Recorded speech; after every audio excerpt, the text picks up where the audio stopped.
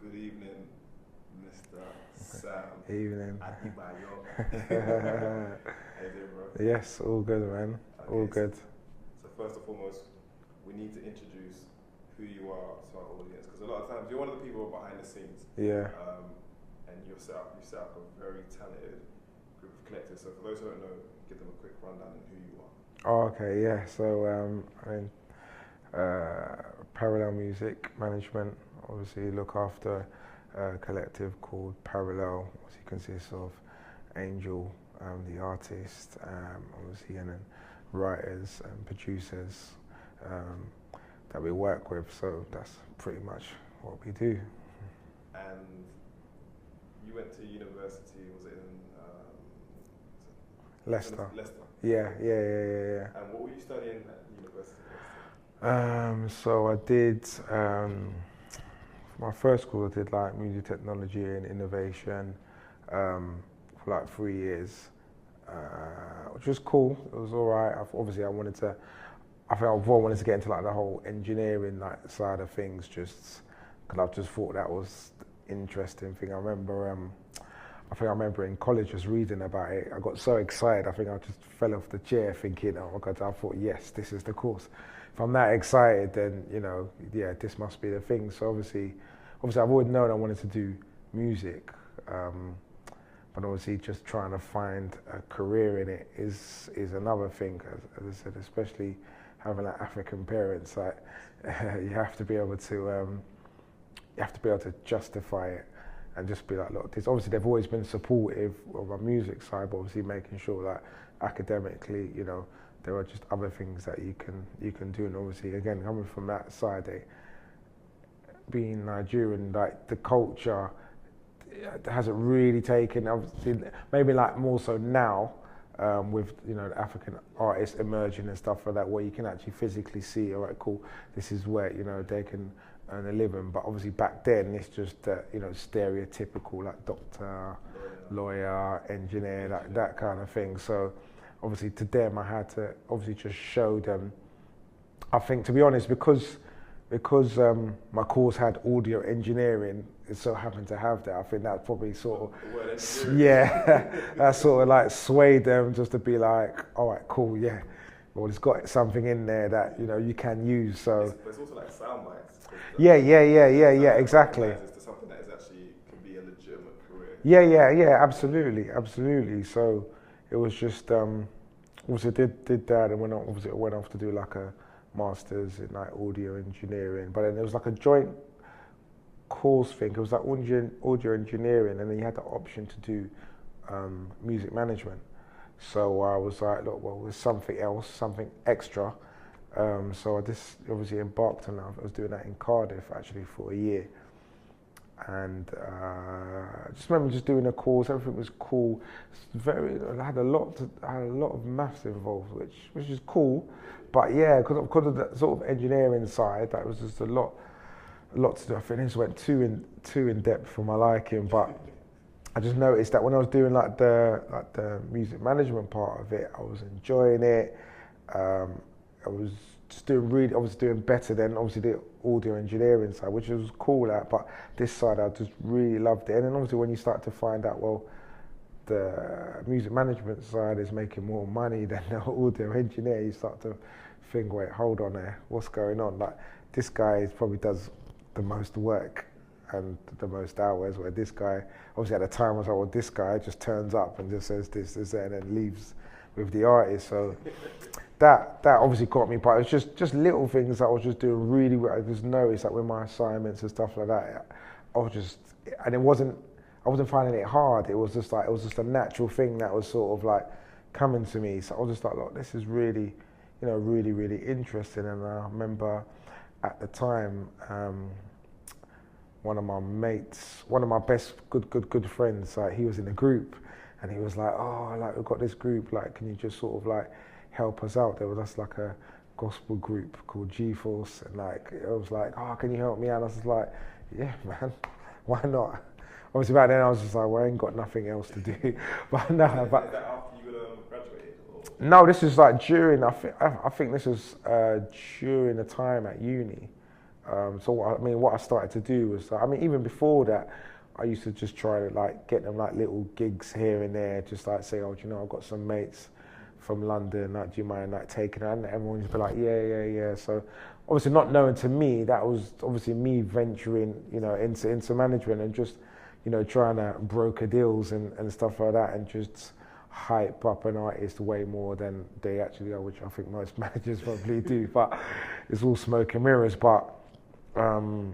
But yeah, I just obviously started helping them doing that. Like they had an album that they wanted to bring out and they wanted to do like a gig and concert. So just little things like getting musicians together, getting like the sound and making sure that's right. Obviously, because I'd done the course, obviously those little minute things were important to me. Just making sure the sound is right, making sure the music's right, you know, making sure the artist comes across right, like profile-wise and brand-wise. Obviously, branding is really important. Yeah. So how the artist and the music is perceived, you know, together. That's the most important thing. So that's what I will just get. Obviously, so I was doing the course, obviously doing this, like going back and forth from like Cardiff. First-hand experience while actually doing it. Yeah, while I was doing it as well. Yeah, which actually helped me with my dissertation as well, because I just did my dissertation literally on the whole experience. So, which really helped me. So, ended up doing that. I think I did a concert that year.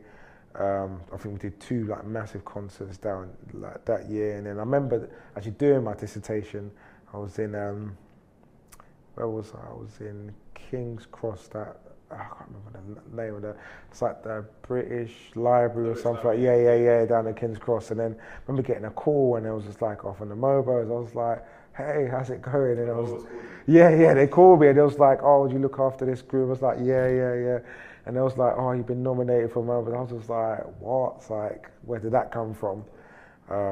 Obviously, so initially I was just like, cool, this is great, you know. We'll go along for the ride. Like, let's just crack on. We've got nominated.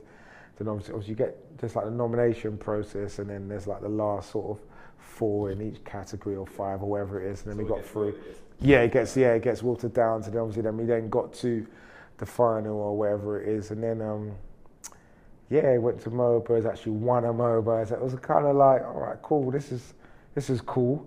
So you guys won. So we actually. Is there any footage of you going up? Did you go up with them? Do you know what? There's some really embarrassing footage.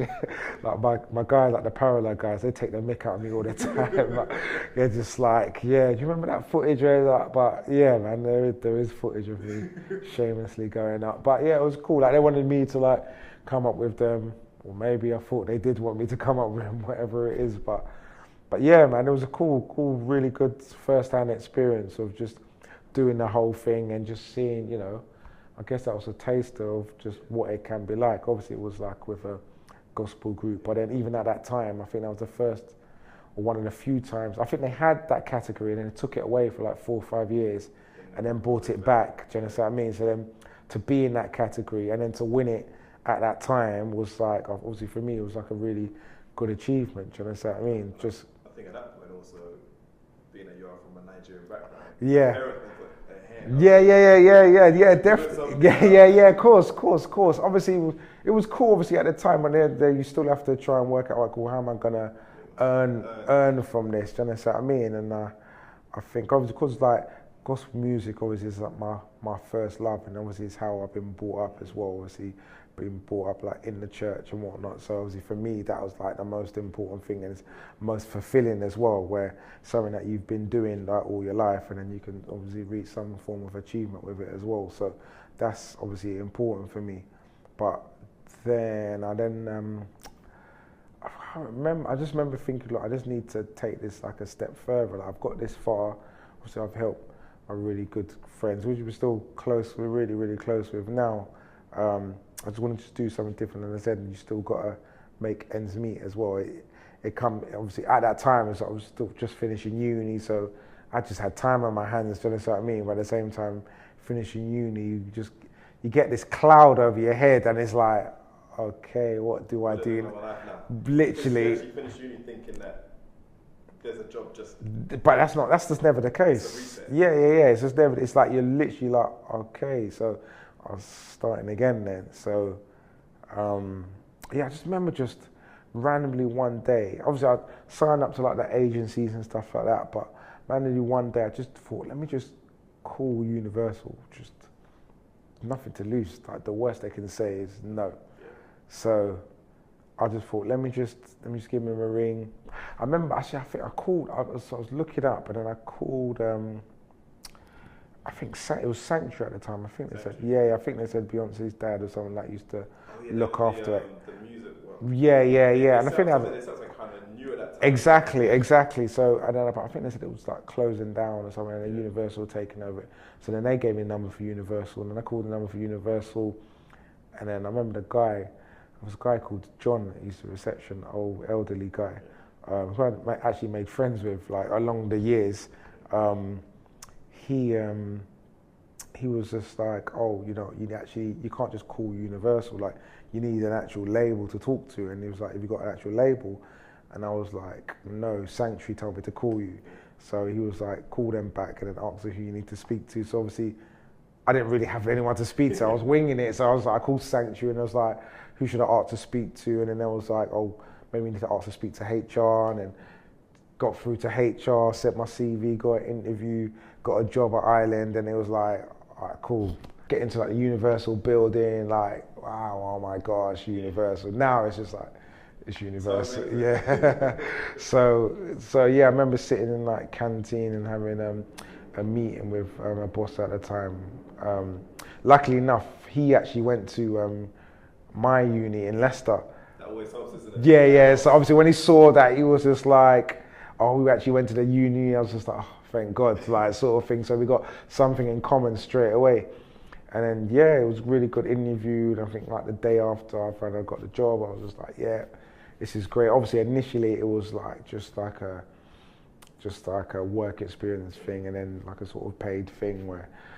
But it was a good experience. And then obviously, then I started looking for just something better for myself. Obviously now that I've got my teeth into it, I was trying to find like maybe another digital job. Obviously that's a job that I had experience. And I said at that time it was so fresh and so new. Like people were still trying to figure out. Yeah, people were trying to work it out. Is this going to stay? Is this not going to stay? Do you understand what I mean? Like I remember going to my boss at the time. I was like, oh, there's this new thing called Twitter, but I think the only evidence I had of the artist that was using it was Lil Wayne.